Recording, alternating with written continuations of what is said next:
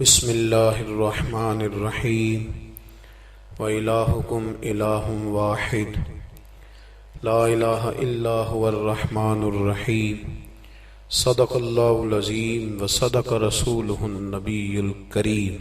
درود پاک پڑھیے۔ صلاۃ و سلام علیک یا رسول اللہ وعلى آلك وأصحابك يا سيدي يا حبيب الله، الصلاة والسلام عليك يا سيدي يا نبي الله، وعلى آلك وأصحابك يا سيدي يا خاتم النبيين۔ تمام تعریفیں، حمد و ثنا اللہ تبارک و تعالیٰ کے لیے، درود و سلام نبی اکرم نور مجسم شفیع معظم احمد مجتبیٰ جناب حضرت محمد مصطفیٰ صلی اللہ تعالی علیہ وسلم کی ذات والا صفات کے لیے حمد و صلات کے بعد درس قرآن و حدیث کے عنوان سے اس بزم نور کا انعقاد ہے۔ آپ کو انتظار کرنا پڑا، ہم کچھ رستہ بھول گئے تھے، یوں سمجھ لیں کہ آپ انتظار کرتے رہے اور ہم مجاہدہ کرتے رہے، مجاہدہ کر کے آپ تک پہنچے۔ اللہ آپ کو بہترین صلہ عطا فرمائے۔ قرآن مجید میں اللہ کریم نے ارشاد فرمایا ہے کہ وَإِلَٰهُكُمْ إِلَٰهٌ وَاحِدٌ، فرمایا تمہارا معبود ایک ہی معبود ہے، لا الہ الا، اس کے سوا کوئی عبادت کے لائق نہیں ہے۔ والرحمن الرحیم، بڑا مہربان ہے، نہایت رحم کرنے والا۔ اللہ وحدہ لا شریک ہے، اللہ کی ذات میں، اللہ کی صفات میں کوئی اس کا شریک نہیں ہے۔ وہی وحدت الوجود، وہی واجب الوجود ہے، اسی کا وجود ضروری ہے۔ ایک ہوتا ہے شرک اکبر، اللہ کی ذات و صفات میں کسی کو شریک ٹھہرانا، اور ایک ہوتا ہے شریک اصغر، ریاکاری کرنا، دکھلاوا کرنا۔ دونوں ہی بڑے سخت ناپسندیدہ ہیں۔ اگرچہ شرک اصغر معاف کر دیا جائے گا، اس کی اصلاح ممکن ہے۔ ہمارے ہاں الحمدللہ امت مسلمہ میں شرک اکبر تو نہیں ہوتا، لیکن شرک اصغر کی بیماری بہت زیادہ ہے۔ دکھلاوا کرنا، ریاکاری کرنا، تصنع کرنا، بناوٹ کرنا، اپنے اعمال کو پیش کرنا، یہ ایک بڑا خوفناک منظر ہے۔ آپ غور فرمائیں کہ جس آدمی کے گھر میں 20 لاکھ روپیہ کیش پڑا ہو، وہ کبھی آ کے نہیں بتاتا کہ گھر میں پیسے پڑے ہوئے، کہ بتاتا ہے؟ اور جس کے گھر میں 10 تولے سونا پڑا ہوا ہو، وہ کبھی آ کے نہیں بتاتا کہ گھر میں پڑا ہے، لیکن جو سویرے تہجد کے وقت اٹھ جائے، وہ سارے محلے کو بتاتا ہے کہ میں اٹھ گیا تھا اور میں نے پڑھی ہے۔ 20 لاکھ روپیہ جو کیش گھر میں پڑا ہے وہ نہیں بتایا، لیکن جو 10,000 روپیہ مسجد میں دے دیا وہ سارے علاقے کو بتایا، حالانکہ وہ بڑی قیمتی نیکی تھی، وہ چھپانے والی تھی، لیکن اس کا اظہار کرنا، اس کو بتلانا۔ حضرت عمر فاروق رضی اللہ تعالیٰ عنہ فرماتے ہیں کہ میں اللہ کے پیارے محبوب صلی اللہ علیہ وسلم کی قبر اطہر کی زیارت کے لیے حاضر ہوا تو حضور کے مزار کے پاس بیٹھ کر حضرت معاذ ابن جبل رضی اللہ تعالیٰ عنہ رو رہے تھے۔ میں نے انہیں دیکھ کے کہا کہ کیوں رو رہے ہو؟ کہنے لگے نبی پاک علیہ السلام کی 2 حدیثیں ہیں جن کی وجہ سے میں بڑا پریشان رہتا ہوں، میں سوچتا ہوں کہیں میں زاد میں نہ آ جاؤں۔ ابن ماجہ میں حدیث موجود ہے۔ حضرت سیدنا عمر فاروق رضی اللہ تعالیٰ عنہ فرماتے ہیں کہ میں نے ان سے پوچھا کہ وہ 2 باتیں کون سی ہیں؟ تو فرمانے لگے، ایک تو نبی پاک صلی اللہ علیہ وسلم نے یہ فرمایا تھا کہ اللہ فرماتا ہے جس نے میرے ولی سے دشمنی کی، میرا اس کے خلاف اعلان جنگ ہے۔ تو حضرت معاذ ابن جبل کے رونے کی وجہ محدثین اور شارحین نے یہ بیان کی کہ وہ رو اس لیے رہے تھے کہ کیا پتہ چلے گا کہ اللہ کے بندوں میں سے ولی کون ہے، تو کہیں بھول کر بھی کسی کی بے ادبی نہ کر بیٹھوں، اس لیے وہ رویا کرتے تھے، ڈرا۔ یہاں تو لوگوں کو پتہ ہوتا ہے نا یہ ولی ہے اللہ کا، پتہ ہے نا لوگوں کو کہ داتا صاحب اللہ کے ولی ہیں، خواجہ معین الدین اجمیری اللہ کے، حضرت بایزید بستامی اللہ کے ولی ہیں، حضرت جنید بغدادی اللہ کے، لیکن پھر بھی لوگ بے ادبی کرتے ہیں. پتہ ہے. چونکہ حضرت معاذ ابن جبل فرماتے مجھے پتہ نہیں اس لیے ڈر لگتا ہے. اور دوسرا حضرت معاذ، اس مسجد میں اذان ہوگی جی؟ یہاں اذان ہوتی ہے نہیں؟ یہ جو ابھی ہونی ہے نا جی؟ جی ٹھیک. تو حضرت معاذ ابن جبل رضی اللہ تعالیٰ عنہ فرماتے ہیں دوسری یہ بات کہ نبی کریم صلی اللہ تعالیٰ علیہ وآلہ وسلم نے ارشاد فرمایا کہ تھوڑی سی ریاکاری بھی شرک ہے. تھوڑی سی، سیاستہ کی روایت درس کر رہا ہوں. یعنی یہ نہیں ہو سکتا کہ چلیں آپ تھوڑی سی کر لیں اور باقی سارے مخلص ہو جائیں، یہ نہیں فرمایا، بلکہ فرمایا تھوڑی سی ریاکاری بھی شرک ہے. تھوڑا سا بھی دکھلاوا نہ کرو، تھوڑا سا. چونکہ ذات الہی کے لیے جو کام کر رہے ہو وہ بندوں کو کیوں بتا رہے ہو؟ جو کام اللہ کی رضا کے لیے، اس میں بندوں کی شراکت کا کیا معنی ہوگا؟ میرے عزیز دوستو، ہمارے ہاں معاشرے میں گھٹن تب پیدا ہوتی ہے جب لوگ نیکیاں چھپ کے نہیں کرتے.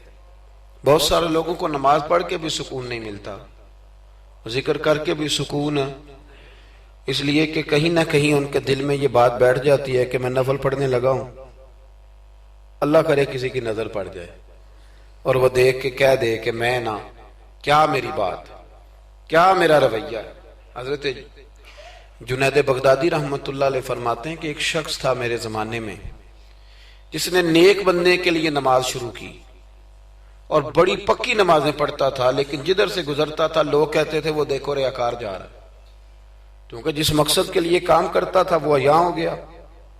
میرے پاس ایک دن آیا، کہنے لگا حضور نیک نامی کے لیے عبادت شروع کی تھی، الٹا بدنام ہو گیا ہوں. تو آپ فرماتے میں نے اسے کہا تو لوگوں کی طرف سے امید اتار کیوں نہیں دیتا کہ لوگ تیری تعریف کریں گے؟ تو ایک ہفتہ اس لیے پڑھ کے میرا اللہ دیکھ لے اور اللہ کے رسول دیکھ لے، اس لیے پڑھ لے ایک ہفتہ، پھر اس کے بعد مجھے بتانا. وہ شخص کہتا ہے ابھی پورا ہفتہ نہیں ہوا تھا کہ میرے پورے علاقے نے میری عزت کر دی شروع کر دی. اخلاص بڑا ضروری ہے. آپ یقین کریں اب تو یہ جو ہمارا مذہبی ماحول ہے نا، اس کے اندر بھی آپ کبھی اشتہار پڑھیں تو ایک صدارت ہوتی ہے، ایک سرپرستی ہوتی ہے، ایک نگرانی ہوتی ہے، ایک خصوصی تعاون ہوتا ہے، ایک مہمان خصوصی ہوتا ہے، ایک فلانے صاحب ہوتے ہیں، ایک فلانے صاحب ہوتے ہیں.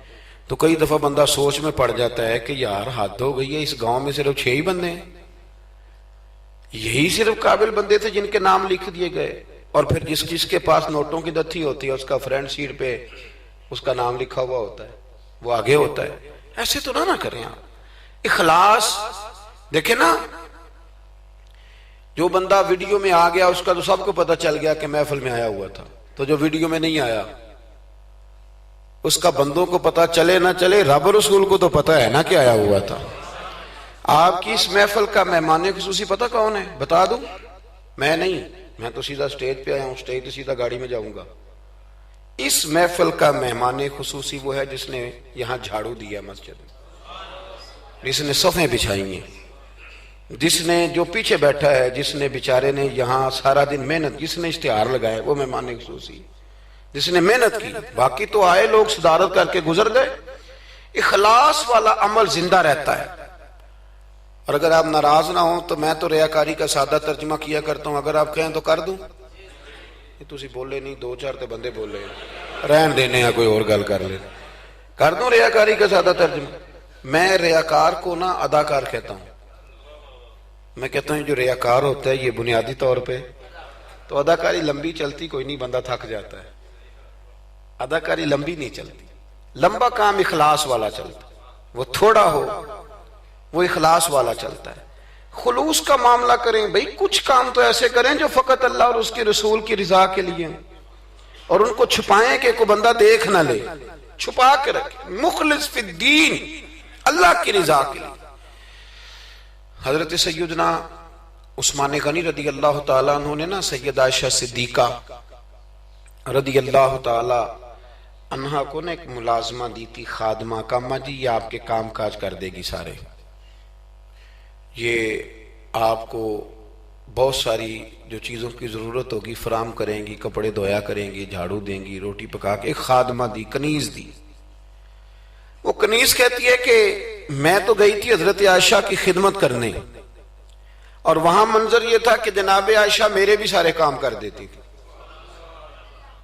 وہ روٹیاں پکانے کھڑی ہوتی تو 2 روٹیاں مجھے بھی پکا دیتی، وہ کپڑے دھونے کے لیے کھڑے ہوتی تو کہتی لا تیرا دوپٹہ میں بھی دھو دیتی ہوں۔ وہ میرے سارے کام کر دیتی، لیکن جب کوئی دروازے پہ بھیک مانگنے آتا نا تو جناب عائشہ صدیقہ مجھے پیسے دے کے کہتی جاؤ اسے دے آ۔ تو میں عرض کرتی کہ اماں جی سارے کام آپ میرے بھی کر دیتی ہیں، اور جب باہر کچھ دینے کی باری آتی ہے تو آپ مجھے بھیجتی ہیں، تو اس میں کیا حکمت ہے؟ تو جناب عائشہ صدیقہ رضی اللہ تعالیٰ عنہ کی سوچ دیکھیں، پھر لوٹیں میرے دوست، دیکھیں ہماری اماں ہماری تربیت کیسے کرتی ہیں، دیکھیں ان کا انداز فکر کیا ہے سوچنے کا۔ جناب عائشہ صدیقہ رضی اللہ تعالیٰ عنہ فرمانے لگی جب تو باہر جا کے اس کو خیرات دے گی نا تو وہ تجھے دعا دے گی، تو وہ سمجھے گی کہ یہ مجھے دے رہی ہے، وہ دعا بھی تجھے ہی دے جائے گی۔ میں دعا بھی نہیں لینا چاہتی، میں نے جو بھی اجر لینا ہے قیامت کے دن اپنے رب کریم سے ہی لینا ہے۔ میں چاہتی ہوں کہ دعا بھی تو ہی لے لے، میں دعا والا۔ یہاں تو 36 مرتبہ شکریہ ادا کرنا پڑتا ہے، 36 مرتبہ۔ فلانا آیا اس کا بھی شکریہ، فلانا آیا اس کا بھی شکریہ، فلاں صاحب آئے ان کا بھی شکریہ، اتنے شکریہ ادا کرنے پڑتے ہیں۔ اور ہمارے تو دیہاتوں میں لوگ کہتے ہیں نیکی تے میں کراں پر یہ کڑا نہ نیکی کر دے۔ میں کہ چلو انہوں نے کہنے ہیں تساں نیکی کیتی تو اڑے اشتہار چھپوا دیں، بندہ بڑا چنگا بھی میرے نہ نیکی کر گئے، اس کے پوسٹر لگنے چاہیے۔ نیکی کس کے لیے کی تھی؟ بولیے سارے بولیے۔ تو اللہ کو بتانے کی ضرورت ہے۔ ہمارے ہاں تو ختموں میں بڑا برا حال ہوتا ہے، ایک لسٹ دی جاتی ہے بڑی لمبی، مجھے بھی ایک جگہ لسٹ دے دی، اس پہ لکھا تھا کہ 5000 قرآن پاک پڑھا ہے، حالانکہ مرنے والے کا اپنا بیٹا ایک سپارہ بھی نہیں پڑھتا، وہ ایک سپارہ بھی نہیں پڑھتا۔ 5000 قرآن پاک، اتنے لاکھ درود شریف۔ تو میں نے دعا شروع کی تو میں نے کہا کہ یا اللہ جو پڑھایا جانے والے کی روح کو بخش دے۔ تو بعد میں مجھے وہ کہنے لگے پیر صاحب آپ نے بتایا نہیں کیا کچھ پڑھا تھا۔ میں کہنے دسنا ساجے، کس کو بتانا تھا؟ ثواب کس نے دینا ہے؟ اس کو ضرورت ہے بتانے کی؟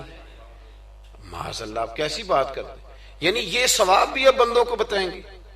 پھر جی یہ 50,000 روپیہ میں اپنے ابا جی کی طرف مسجد دینے لگا ہوں تو یہ ختم میں یہ بھی اعلان کر دیں۔ اچھا جناب، ابا جی آپ کو کیا دے گئے؟ کہنے لگا 2-4 ایکڑ زمین بھی، کاروبار بھی، پیسے بھی۔ تو میں نے کہا اس نے بھی مسجد میں اعلان کرایا تھا کہ بغیر اعلان کے دے گیا ہے؟ اتنی وہ تو بغیر اعلان کے دے گیا، تو اس میں سے 20,000 دے رہا ہے، اس کا بھی اعلان کرا رہا ہے۔ اور قاری صاحب بیچارے کئی دفعہ خطیب صاحب الجھ جاتے ہیں، اس لیے کہ جب وہ 1000 روپیہ دینے آتا ہے تو کہتا ہے صحیح کر کے دسیا دے محمد بشیر دکھن علامت بندے پہاڑ والا سمجھ لیں، صحیح کر کے بتانا، ہنسنے کے لیے نہیں رونے کے لیے بات کر رہا ہوں۔ یہ اتنا برا حال ہو جائے گا ہمارا، کس کو بتاتے پھرتے؟ اور میں نے دیکھا نوٹ کھول کر لوگ لے آتے۔ اس طرح نہ کریں، نیکیوں کو چھپائیں۔ چھپی ہوئی چیزیں قیمتی ہوتی ہیں، یہ قیمتی چیزیں ہوتی ہیں، یہ قیمتی ہوتی ہیں۔ حضرت عبداللہ ابن مبارک بہت بڑے درویش گزرے، عالم بھی تھے، صوفی بھی تھے، درویش بھی تھے، حدیث کے بہت بڑے استاد بھی تھے۔ اور جو صوفیاء سابقون الاولون ہوئے ان میں آپ کا نام ہے۔ آپ نہ اکثر اپنے کوفے کے علماء سے استفادہ کرنے کے لیے نہ کوفے آیا کرتے تھے۔ ہر شعبے میں کچھ لوگ اسپیشلسٹ ہوتے ہیں، تو علماء کے شعبے میں بھی کچھ لوگ اسپیشلسٹ ہوتے ہیں۔ یہ الگ بات ہے کہ آج کل جو ایک عمرہ کر رہا ہے وہ مفتی ہوتا ہے، اور اگر حج کر رہا ہے تو پھر تو شیخ الحدیث ہے، وہ کہتا ہے سارے مسئلے اب میں ہی بتاؤں گا۔ اور دو کی کتابیں پڑھ لے تو پھر تو کہتا ہے مولویوں کی پتہ ہوئے، سارا پتہ تو مجھے۔ اللہ تعالیٰ سمجھنے کی توفیق دے۔ حضرت عبداللہ ابن مبارک جاتے تھے کوفے کے علماء کے پاس، اور وہاں جا کر کے ان سے استفادہ کرتے تھے۔ اب تو ہوٹل بن گئے ہیں، آپ جس ملک میں جس ایریے میں جاتے ہیں ہوٹل بک کر دیا جاتا ہے، اب وہاں قیام کرتے ہیں۔ اس زمانے میں یہ طریقہ نہیں تھا۔ مسجدوں کے ساتھ لوگوں نے مہمان خانے بنائے ہوئے تھے، وہاں جا کے لوگ قیام کرتے تھے، کھانا پانی مسجد میں لوگوں کو پتہ چلتا تھا، مہمان آ گیا وہاں لوگ کھانا بھیج دیتے تھے۔ حضرت عبداللہ ابن مبارک رحمت اللہ علیہ اکثر اس مہمان خانے میں کوفے جا کے رکتے۔ ایک نوجوان تھا، اس کو علماء کی خدمت کا بڑا شوق تھا، اللہ کے بندوں کی خدمت کا شوق لگ جائے تو پھر اللہ بڑی رحمت فرمایا کرتا ہے. اسے بڑا شوق تھا, وہ بڑی خدمت کرتا, آپ کے لیے کھانا لاتا, پانی لاتا, چائے لاتا, تکیہ پیش کرتا. بڑے مہینوں سالوں سے ملاقات رہی. پھر ایک دفعہ حضرت عبداللہ ابن مبارک آئے کوفے میں تو پوچھا کہ وہ نوجوان کہاں ہیں. لوگوں نے عرض کی حضور وہ چھوٹا سا کاروبار کرتا تھا تو اس پہ قرضے چڑھ گئے. جن لوگوں کے پیسے دینے تھے نا وہ بڑے تگڑے لوگ تھے, انہوں نے پرچہ کٹوا دیا. کوتوالے شہر سمجھ لیں کہ ایس ایچ او گرفتار کر کے لے گئے. جب تک بندہ سخاوت کر رہا ہوتا ہے تب تک نہیں لوگ پوچھتے کہاں سے آئے ہیں, اور جب بندہ کہیں الجھ جائے نا تو پھر بندے کہتے ہیں اوہو بندہ ہی ٹھیک نہیں تھا. بڑے بڑے لوگوں کو نقصان ہو جاتا ہے کاروبار میں, یہ کیا بات ہوئی. حضرت عبداللہ ابن مبارک کو پتا چلا. ویسے آج کل کا کوئی پیر ہوتا تو وہ پیر صاحب پتہ کیا کرتے ہیں, جب تک مرید جھاڑو دیتا رہے پھر تو وہ کہتے ہیں میرا منظور نظر ہے, لیکن اگر قرضے چڑھ جائیں تو کہتے ہیں اس کا ذاتی معاملہ ہے, میں ذاتی معاملات میں مداخلت نہیں کرتا. تو جب تیرے گھر میں 6-6 درجن کنوں لے کے آتا تھا تب ذاتی معاملہ نہیں تھا, اب ذاتی معاملہ ہو گیا ہے. اسی طرح کام لیڈر کرتے ہیں, کام کراتے رہتے ہیں سیاستدان, اور اگر بندہ الجھ جائے تو کہتے ہیں اس کا ذاتی معاملہ ہے. تو جب دفتر کھلوا رہا تھا تب ذاتی معاملہ نہیں تھا. ہمارا یہ مزاج ہے کہ ہم طبعاً انسانوں سے نفع لینا چاہتے ہیں, لالچی ہوتے جا رہے ہیں. سیدنا عبداللہ ابن مبارک رحمت اللہ تعالی علیہ نے کہا قرضہ چڑھ گیا ہے اور وہ بند ہے جیل میں. آپ گئے, جا کے کوتوال سے ایس ایچ او سے ملاقات کی. فرمایا ماجرا کیا ہے, معمہ کیا ہے. وہ کہنے لگا حضور بچہ بے قصور ہے, بیچارہ کام کرتا تھا تو اچانک نقصانات ہوئے تو ہوتے ہی گئے. انسان جب کامیاب ہوتا ہے تو مٹی کو بھی ہاتھ لگائے تو سونا ہو جاتی, اور جب ناکام ہوتا ہے تو ایسا پھسلتا ہے کہ پھر کسی جگہ اس کا ہاتھ نہیں پڑتا. وہ الجھ گیا حضرت جی, الجھتے الجھتے قرضے چڑھ گئے. اور حضرت صاحب جس پارٹی کے پیسے دینے ہیں وہ بڑی سخت ہے, وہ کہتی ہے کہ ہم نہیں چھوڑیں گے. حضرت عبداللہ ابن مبارک رحمت اللہ تعالی علیہ فرمانے لگے پیسے کتنے, کہنے لگا 50,000 دینار. آپ سمجھ لیں کہ 5 کروڑ روپیہ. تو حضرت عبداللہ ابن مبارک, توجہ ہے نا میری بات پہ, تھک تو نہیں گئے آپ لوگ. حضرت عبداللہ ابن مبارک رحمت اللہ علیہ فرمانے لگے اگر تو میری ایک شرط پوری کرے تو میں پیسے دے دیتا ہوں. میری طرف دیکھیں, کہانی تو نہیں نہ سنا رہا میں, آپ ذرا غور تو کریں کیا کہہ رہا ہوں. یعنی 50,000 دینار.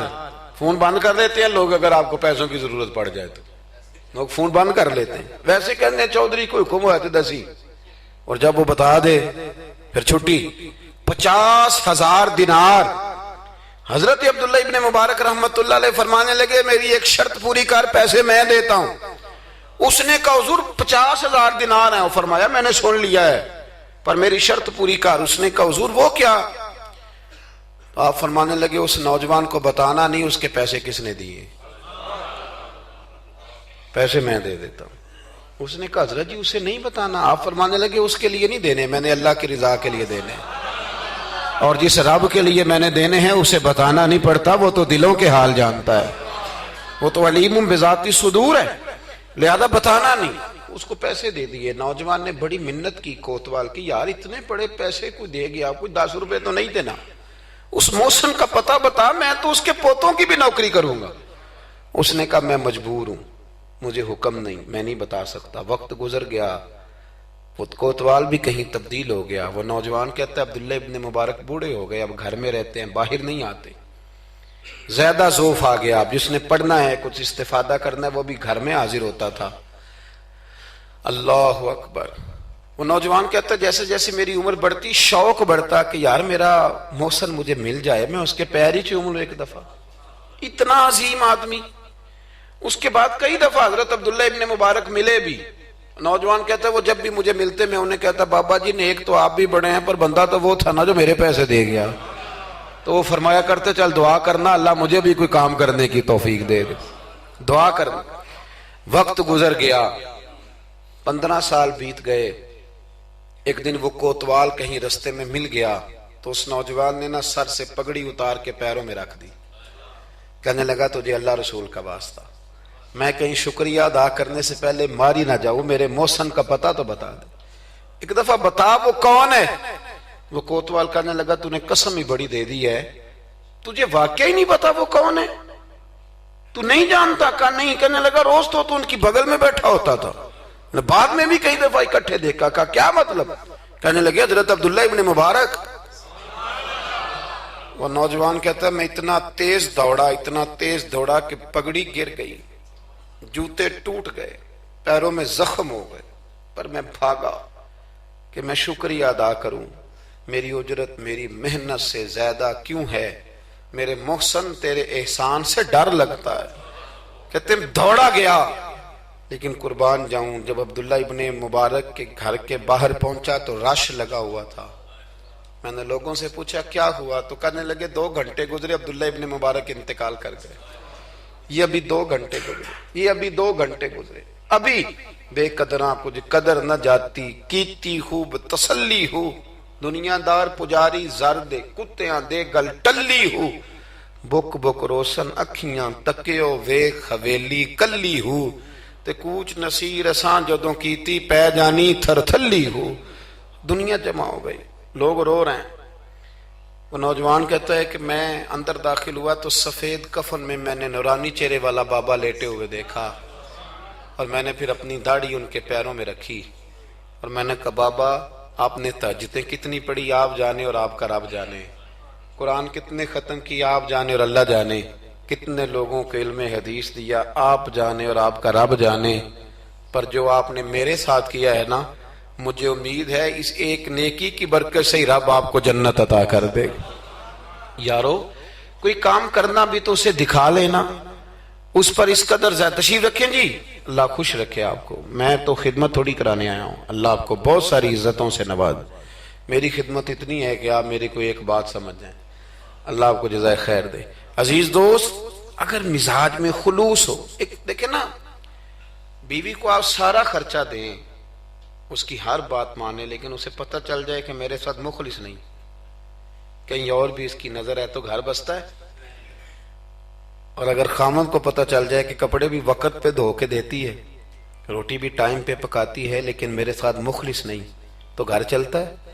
اخلاص نہ ہو تو گھر نہیں چلتا, تو پورا دین کیسے چلے گا؟ لیکن لوگ دکھاتے پھرتے ہیں اپنا, آپ بتاتے پھرتے ہیں, الجھ گئے ہیں. کیا ضرورت ہے ان چیزوں کی؟ اگر آپ کے اندر خوشبو ہے تو خوشبو کو تھوڑی ضرورت ہے کہ وہ بتائے کہ میں خوشبو ہوں. خوشبو بتایا نہیں کرتی, خوشبو آیا کرتی ہے. خوشبو بولیے آیا کرتی. امام زین العابدین, بس بات سمیٹنے لگا ہوں, امام زین العابدین حضرت امام حسین کے کربلا میں بچنے والے اکیلے شہزادے, نواسہ رسول, جگر گوشہ بطول, حضرت سیدنا امام زین العابدین بیمار کربلا رضی اللہ تعالیٰ عنہ. امام زین العابدین نا, ان کا وصال ہوا تو جب ان کو غسل دیا جانے لگا تو ان کی پشت پر موٹے موٹے نشان تھے. لوگوں نے آپ کے صاحبزادے سے کہا یہ نشان کس بات کے ہیں؟ تو صاحبزادے رو پڑے, فرمانے لگے میرے ابا جی نا رات کو اناج کی بوریاں اپنی پشت پہ رکھ کے غریبوں کے گھروں میں پہنچا کے آیا کرتے.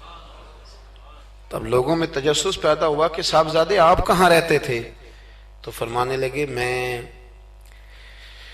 کئی دفعہ عرض کرتا تھا کہ مجھے دے دیں, میں دے آتا ہوں. تو فرمایا کرتے تھے پتر اگر تمہیں دوں گا تو پھر اس غریب کا نام بھی بتانا پڑے گا, پھر اس غریب کا نام بھی بتانا پڑے گا, تو میں اسے رسوا نہیں کر سکتا. میرا اس کا اور میرے اللہ کا راز ہے.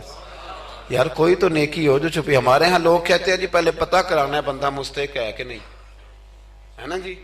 پہلے میں نے امام شافعی سے بھی ایک بندے نے آ کے کہا تھا, اس نے کہا تھی میرا دل بڑا کرتا ہے سخاوت کروں پر مستحق بندہ کوئی نہیں ملتا. تو امام صاحب فرمانے لگے تیرے پاس جو کچھ اللہ نے تجھے دیا ہے تو اس کا مستحق تھا, تیرا حق بنتا تھا. وہ چپ کر گیا.